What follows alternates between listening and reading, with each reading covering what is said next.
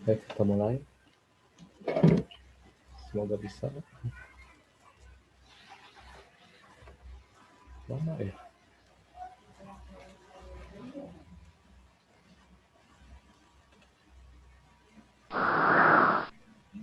Nah, bisa. Oke. Jaringan yang pertama adalah jaringan epitel. Itu jaringan epitel. Jaringan epitel itu adalah jaringan yang menutupi permukaan luar tubuh dan membatasi rongga dalam tubuh. Seperti dalam kulit, ini adalah jaringan epitel. Ya. Kulit, terus di kerongkongan, dinding-dinding kerongkongan itu dan tenggorokan adalah epitel juga. Dan tubuh ginjal, lambung, itu dinding-dindingnya merupakan jaringan epitel. Fungsi dari jaringan epitel bermacam-macam, tergantung jenis jaringan epitelnya jaringan yang mana. Ada yang berfungsi untuk proteksi, ada yang absorpsi, sekresi, transfer ion, ada yang untuk filtrasi juga, ada yang membentuk lapisan mukosa. Lapisan mukosa itu lapisan lendir, seperti di sisik ikan, sisik tubuh ikan ada lendirnya ya kan. Terus tubuh katak di rongga mulut kita juga ada mukosanya. Gitu. Nah, ini menghalangi. Karakteristik epitel seluler ya, berhubungan erat satu sama lain. Jadi memang epitel itu biasanya rapat satu sama lainnya itu. Tidak seperti kalau di tumor itu epidermis, rapat, tidak ada ruang. Karena memang fungsinya itu untuk proteksi dan biasanya ada di lapisan luar sehingga perlu kerapatan yang sangat rapat. Kontak antar sel ini kuat polaritasnya. Oh ya, dan juga jaringan epitel itu ada membran basal di bawahnya. Nah ini nih, basement membran. Ini adalah membran basal tempat melekatnya sel. Jadi ketika ada satu sel ini, satu sel di bawahnya membran basal, kan? Nah di situ bawahnya sel lagi, membran basal, di bawah membran basal sel epitel lagi. Begitu seterusnya. Itu kalau yang berlapis-lapis.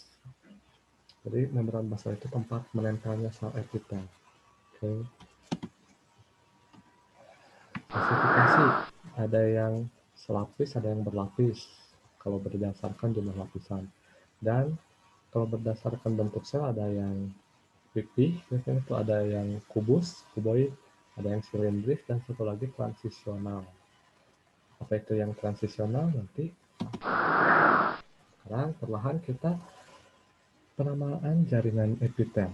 Berdasarkan lapisan dan bentuk selnya, ada contoh begini. Epitel selapis pipih atau gepeng.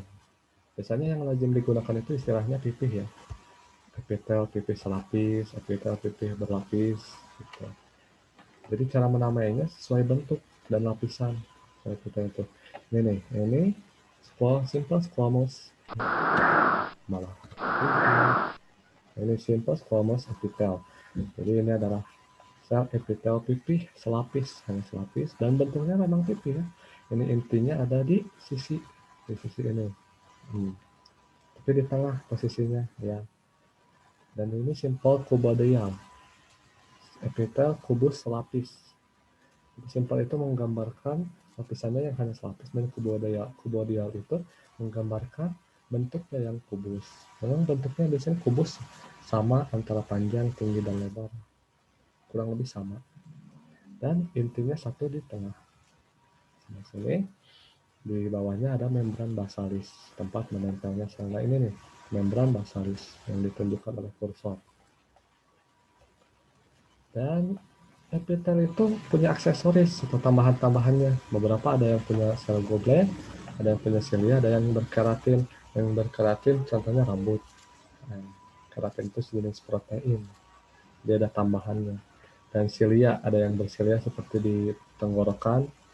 Silia, fungsi silia itu kan bulu cambuk, rambut halus. Rambut halus, silia itu untuk kalau di tenggorokan menyikat, menyapukan debu-debu yang masuk sehingga tidak masuk ke paru-paru. Itu contohnya epitel bersilia. Dan ada jaringan epitel khusus. Kalau di SMA kita mengenal ada epitel itu pipih selapis berlapis, kubus selapis berlapis.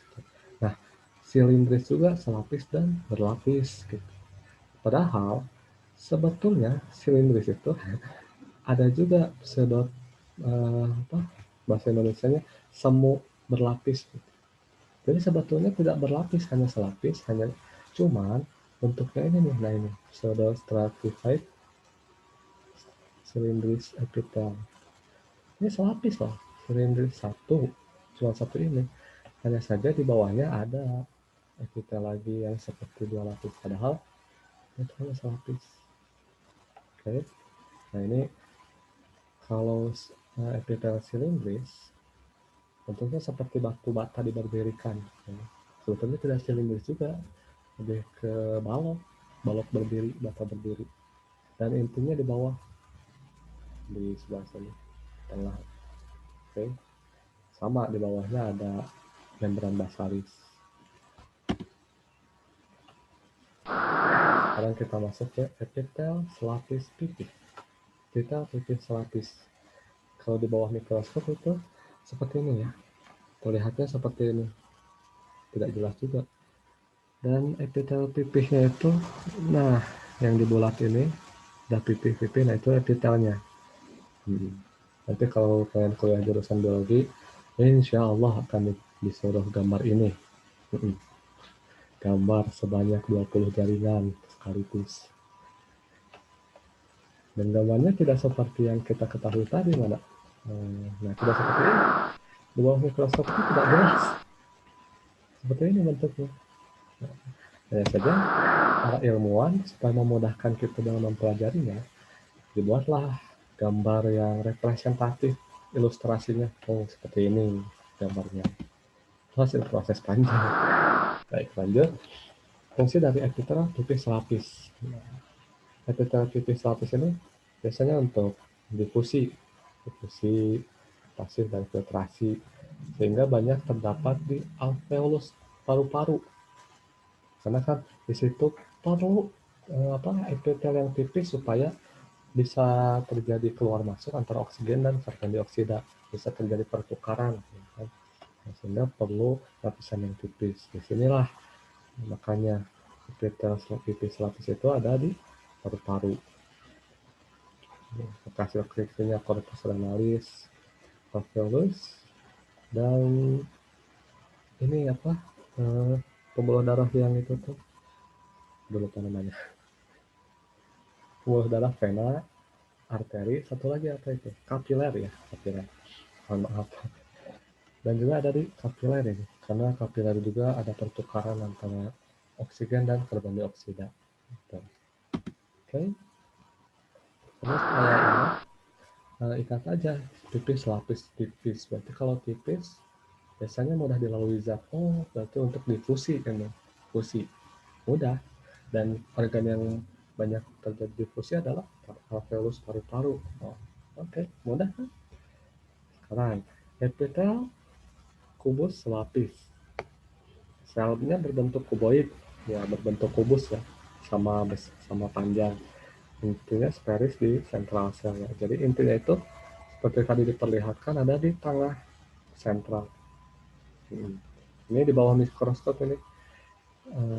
Ini sayatannya melintang, dan ini sayatan paradermal. Ya. Jadi beda sayatan, beda terlihatnya. Nah, sama-sama preparatnya ginjal. Nah, itulah.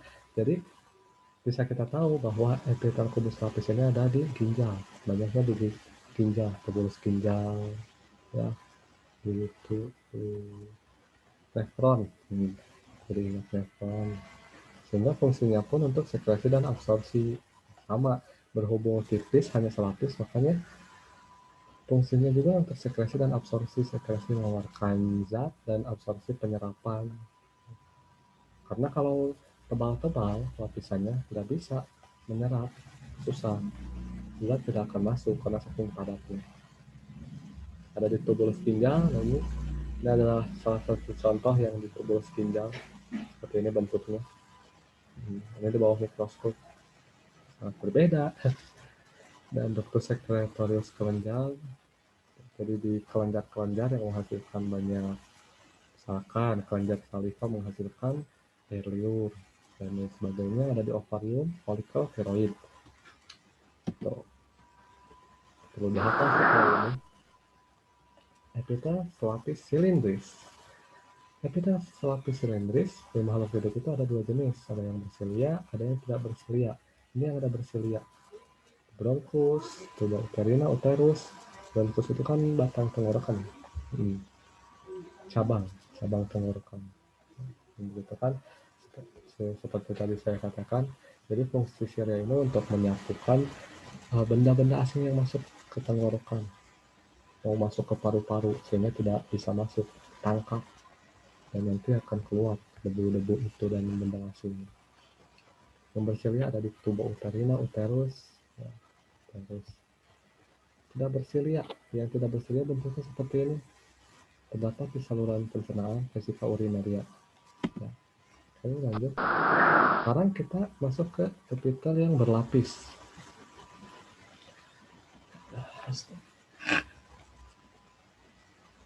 Sebentar.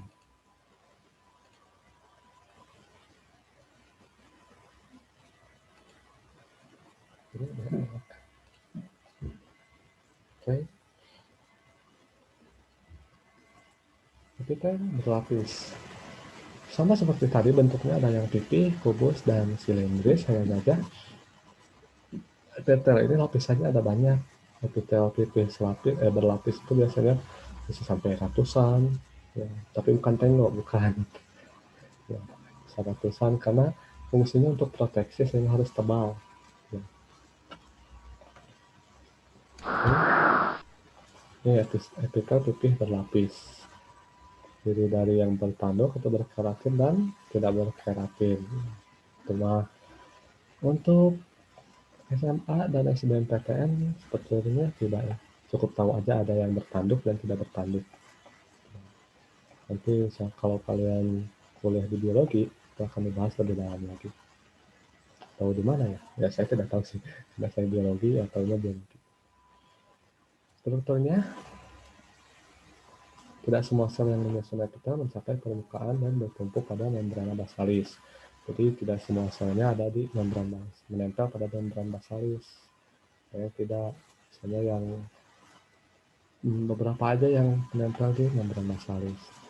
Sel-sel pada lapisan permukaan berbentuk gepeng. Ya. Kita lihat.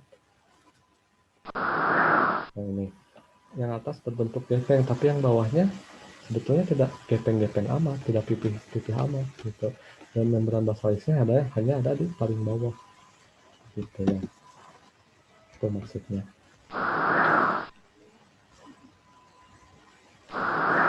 Salah.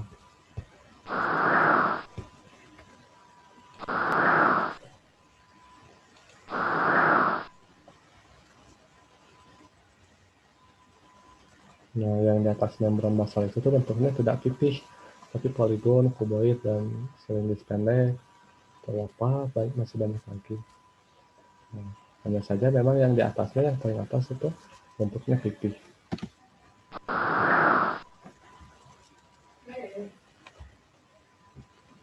Terdapat pada lapisan mukosa, mulut, esofagus, vagina. Tidak memiliki kedua lapisan ini. Bentuknya kalau tidak salah, saya itu kemarin menggambar ini itu di esofagus ya. Epitel yang ada di esofagus bentuknya seperti ini, tidak terlihat seperti yang digambarkan sebetulnya kan? Dan epitel pipih berlapis ini fungsinya untuk proteksi sehingga biasanya terdapat di kulit untuk proteksi sehingga lapisannya itu tebal. Nah, perlu diketahui juga, misalkan ya, ketika kulit kita ya, atau misalkan mukosa mulut, pernah kan praktikum epitel ya, epitel mukosa mulut, nah, itu kan kita cukup digosok ya. Kenapa bisa ada epitelnya hanya digosok begitu? Karena memang jaringan epitel itu sangat mudah luruh, sangat mudah terlepas. Nah, digosok begini saja, epitelnya banyak yang terkelupas sebetulnya. Makanya sangat tebal sehingga tergantikan lagi oleh yang bawahnya, digantikan oleh yang bawahnya. Tuh. nanti tumbuh lagi di paling bawah itu epitel lain. Jadi begitu. Sekarang epitel silindris berlapis. Sama ya, bentuknya silindris dan ada berlapis-lapis. Kadang-kadang ada yang punya silia, ada yang tidak. Tapi nah ini bisa dilihat sel yang paling bawah yang menempel pada membran basalis bentuknya kubus justru, tapi atasnya silindris. Pokoknya lihat aja atasnya. Kalau atasnya silindris, silindris. Kalau pipih, pipih. Gitu. Nah, silindris itu selain ada yang berlapis dan selapis, ada juga epitel semu berlapis atau pseudostratified. Ya, ini bahasa gayanya, bahasa ilmiahnya. Sebetulnya, nah epitel itu selapis. Semua sel bertumpu pada membran basalis, jadi selapis ya kan. Cuman, bisa dilihat ini, bisa dilihat ini, nah, seperti dua lapis ya. Padahal ini karena apa saling membelakangnya begitu ya, saling ya begitu bentuknya ya, berlawanan arah, berlawanan arah. Yang ini menghadap atas, ini menghadap bawah. Gitu lagi ini menghadap atas, ini menghadap bawah. Gitu. Sehingga terlihat seperti dua lapis, padahal itu satu lapis sel. Satu lapis yang berjajar ke pinggir. Nah, saja bentuknya begitu. Oke. Nah, ya. Kalau silindris berlapis itu selapis. Silindris berlapis itu biasanya di dan pencernaan untuk ya absorpsi begitu menyerap makanan di usus. Nanti saya lupa kalau yang semua itu kemarin saya gambar. Oke, kita transisional. Kenapa disebut transisional? Transisi itu mengalami perubahan. Nah, di sini epitel ini mengalami perubahan bentuk. Ya. Nah, perubahan bentuk apa? Nah, saya tidak bisa menggambar. Jadi, gini, kalau bisa menggambar ini lebih enak. Pertama, saat epitel transisional itu bentuknya silindris ya, bentuk silindris. So, Pak anotet lah, ya. Saya bisa anotet. Ya, pertama, bentuknya itu silindris. Ya, mohon maaf kalau jelek. Ya, kurang lebih begini. Karena ada tekanan yang sangat tinggi, maka berubah jadi kubus, kuboid. Nah, beginilah kurang lebih misalnya. Tekanannya tambah kuat lagi, maka berubah bentuk yang dari silindris itu menjadi pipih.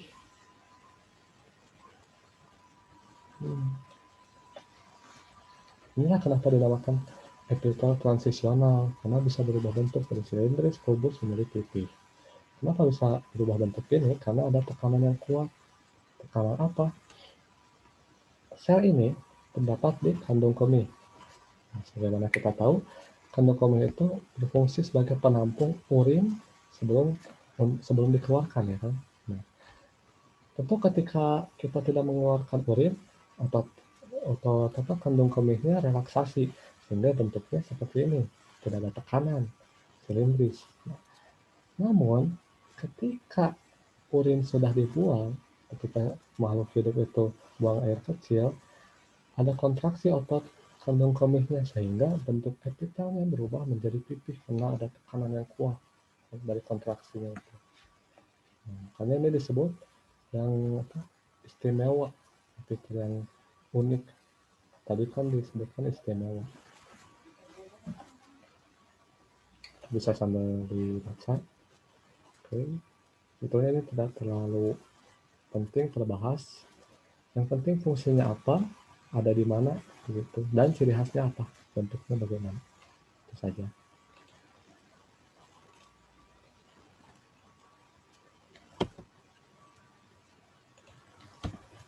Oke, lanjut. Sekarang kita masuk ke jaringan ikat. Jaringan ikat. Oke. contoh jaringan ikat, tulang. Terus ada tendon itu yang menempelkan otot ke tulang. Ada ligamen dan lain sebagainya. Fungsinya binding of organs, mengikat menguatkan organ. Support protection movement. Juga untuk pendukung untuk perlindungan dan untuk pergerakan. Itu tulang untuk memberi bentuk, untuk memberi perlindungan juga untuk organ-organ lunak, organ dalamnya, dan untuk pergerakan tulang. Untuk penyimpanan energi itu lemak di pusat. Tulang juga menyimpan energi sebetulnya. Dan untuk transportasi darah, ya blood. Darah itu kan sebagai sistem transportasi tubuh, membawa berbagai macam makanan, oksigen dan sebagainya dari ujung otak sampai ujung saraf di kaki. Tipenya ada jaringan ikat ini, ada jaringan ikat keras dan jaringan ikat lunak. Nah, longgar. Jaringan ikat longgar, contohnya matriks, serat, sel, ya. Contoh seratnya ada serat kolagen, serat elastin, retikuler. Jaringan ikat padat itu ada serabut kolagen dan tulang keras dan lain-lain.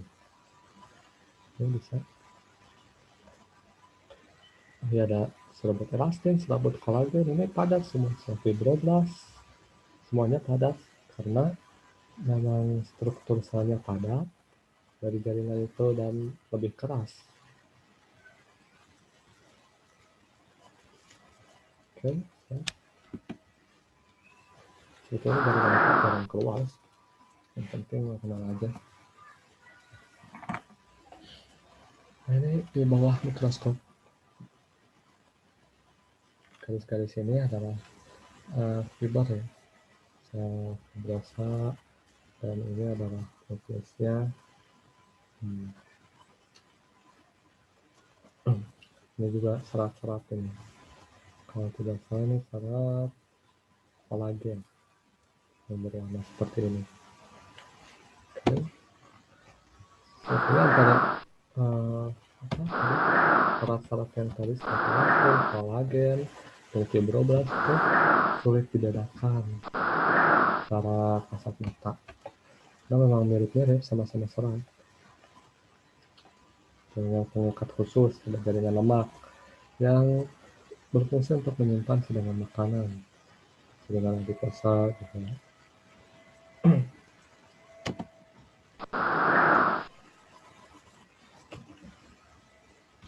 Ini gambarnya. Dan jaringan ikat itu ada tulang keras, tulang rawan. Ini tulang rawan, strukturnya dibungkus oleh jaringan pengikat perikondrium. Oke. Tidak memiliki pembuluh darah, ya tulang rawan itu tidak ada pembuluh darah. Berbeda dengan tulang keras, ada pembuluh darah yang masuk ke situ. Oke. Kartilagohialin jenisnya, elastin dan fibrosa. Nah, kalau di bawah mikroskop seperti ini. Ini mikroskop elektron. Oke.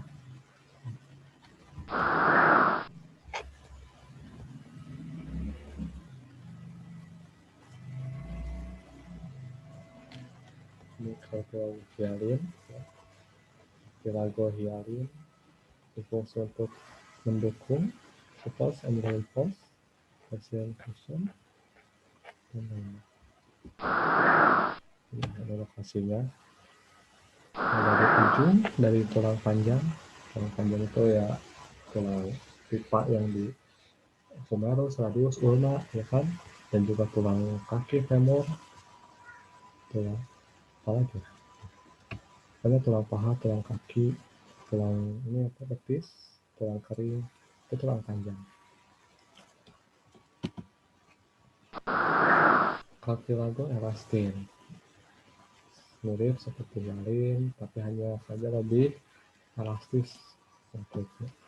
Fungsinya menjaga bentuk struktur dan memberikan fleksibilitas terhadap organnya. Lokasinya ada di telinga luar dan di epiglottis. Di antara tenggorokan dan kerongkongan ada sebuah katup, sebuah pintu. Pintu itu yang membatasi antara tenggorokan dan kerongkongan, namanya epiglottis. Fibrocartilage, cartilagofiber. Sama, hanya saja sifatnya lebih tipis dari yang tadi sebelumnya. Terbuat dari kolagen tipis. Lokasinya adalah di intervertebralis, di pubis itu tulang duduk, tulang kemaluan, dan di tangan. Oke. Ada jaringan tulang keras yang menyusun tulang rangka kita. Ya. Jadi tulang rangka kita disusun oleh tulang keras. Kalau tulang rawan, jaringan penyusun seperti persendian, ligamen, dan lain sebagainya itu di rangka nanti.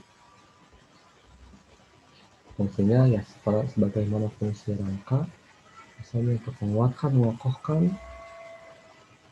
Lokasinya ada di tulang rangka kita. Ada juga jaringan ikat itu jaringan darah ya. Darah itu ada sel darah putih, sel darah merah, ada keping darah, trombosit, sel darah eritrosit, sel darah putih leukosit, sel darah merah untuk apa? Mengangkut oksigen. Sel darah putih untuk imun tubuh. Ada limfosit, ada basofil, dan lain sebagainya. Itu fungsinya untuk imun tubuh, untuk membunuh dan memakan benda-benda dari luar. Nah, berhubungan dengan tadi fagositosis di bab sel, ya, fagositosis lisosom. Makanya sel yang paling banyak mengandung lisosom itu, atau sel yang banyak sekali mengandung lisosom itu adalah sel darah putih salah satunya. Ini sel darah putih berfungsi untuk memakan berbagai macam benda asing yang masuk, seperti virus, bakteri.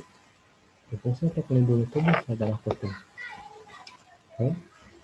Dan kalau trombosit, keping darah, berfungsi untuk pembekuan darah ketika terluka, ya kan, biasanya ada lubang yang melubangi pembuluh darah, darahnya keluar. Nah, di situ fungsi trombosit menutupi lubang tersebut dan membekukan darah sehingga tidak ada darah mengucur lagi.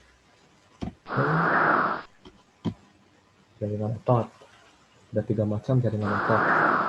Jaringan otot polos, otot lurik, otot rangka disebut juga, dan otot jantung. Bedanya seperti ini, bentuknya, warna, inti. Dan otot jantung itu disebut sebagai otot yang istimewa. Kenapa? Karena bekerja seperti otot polos, tapi bentuknya seperti otot lurik. Bentuknya sama-sama silindris, tapi bekerja secara tidak sadar seperti otot polos. Dan memang otot jantung ini istimewanya hanya ada di jantung.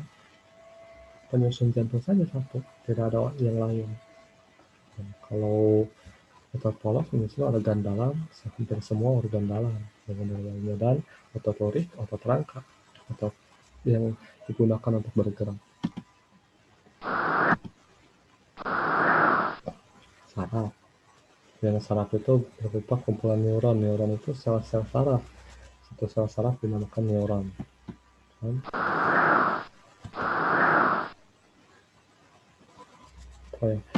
Neuron itu kumpulan sel saraf maksudnya. Strukturnya ada badan sel, axon, terus dendrit.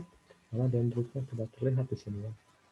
Seludang mirin itu yang membungkus akson. Modus Ranvier, pembatas antara satu seludang mirin dan lainnya. Nah, gitu ya. Dan dendrit ini yang ujung-ujung ini, yang menerima impuls Sementara akson yang menyalurkan impuls atau impuls itu rangsangan. Impuls disebutnya impuls di biologi. Kalau di bawah mikroskop seperti ini tertarik. Macam neuron ada bipolar, unipolar, multipolar. Bipolar inti badan selnya di tengah satu dan punya akson kedua arah mengarahnya. Dan unipolar ada di sisi multipolar ini. Nah, badan sel satu ada ujung banyak, ya kan? Ada ujung banyak.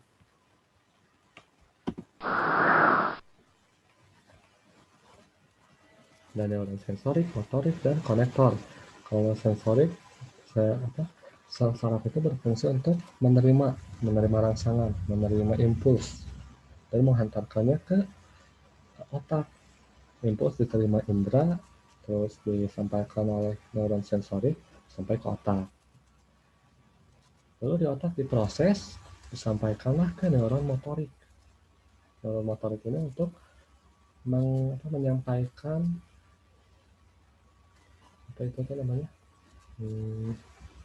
menyampaikan respon dari impuls yang sudah diterima dari otak dibawa ke alat indera, dibawa ke alat gerak untuk diproses. Dan neuron konektor ini menghubungkan antara sensorik dan motorik. Seperti pembuluh darah kapiler. Kapiler kan menghubungkan antara arteri dan vena, kan nadi dan vena. Di neuron juga ada menghubungkan antara sensorik dan motorik dan neuron konektor. Nah, di sini ada istilah sinapsis. Apa itu sinapsis? Sinapsis adalah titik temu antara terminal akson satu neuron dengan neuron lain. Jadi neuron itu kan sambung menyambung menjadi satu. Dia menjadi satu sistem saraf ya kan. Nah, sementara sel saraf itu banyak sekali. Impuls disampaikan dari satu sel saraf ke sel saraf lainnya menggunakan jalur sinapsis. Nah, menggunakan sinapsis itu sebuah bagian dari sel saraf. Gitu. Dan impuls itu adalah rangsangan dari luar seperti cahaya, terus bunyi, tekanan, dan lain sebagainya. Nah, ini seperti saya jelaskan tadi, sinapsis itu menghubungkan antara satu sel saraf dengan sel saraf lainnya. Nah, ini sinapsis ini bagian ini. Jadi ini sel saraf yang satu, bagian dendrit, dan ini akson sel saraf lainnya masuk ke sini. Dihubungkan oleh sinapsis, ditempelkan oleh sinapsis, dan ini sinapsisnya seperti ini. Oke. Sistem saraf manusia ada saraf pusat dan saraf tepi.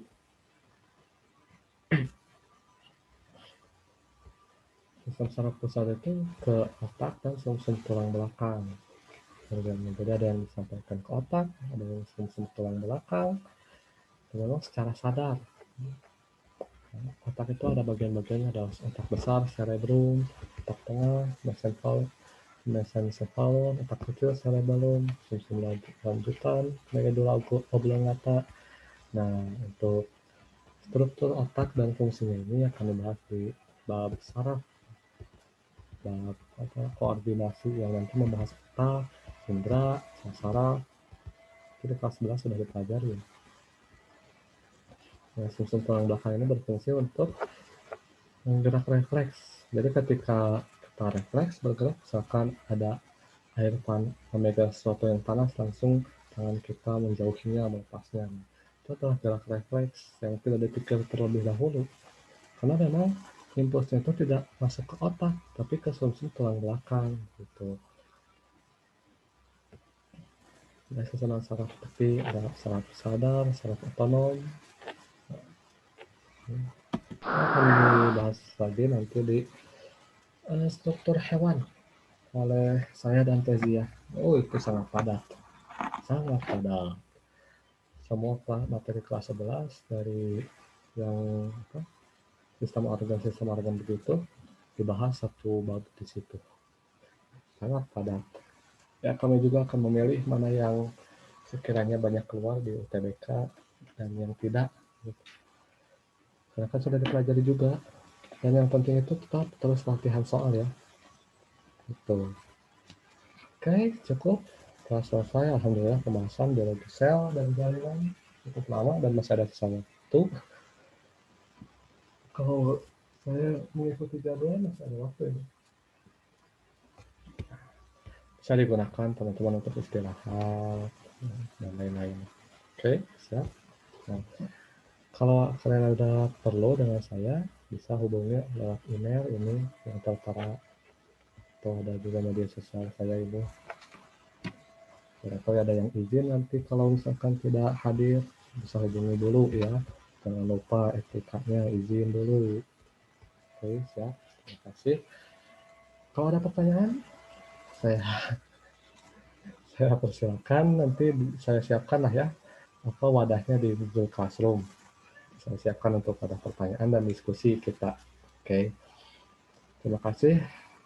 Mohon maaf atas kekurangan kesalahan. Wassalamualaikum warahmatullahi wabarakatuh. Tetap semangat UTBK. Hanya tinggal berapa hari lagi.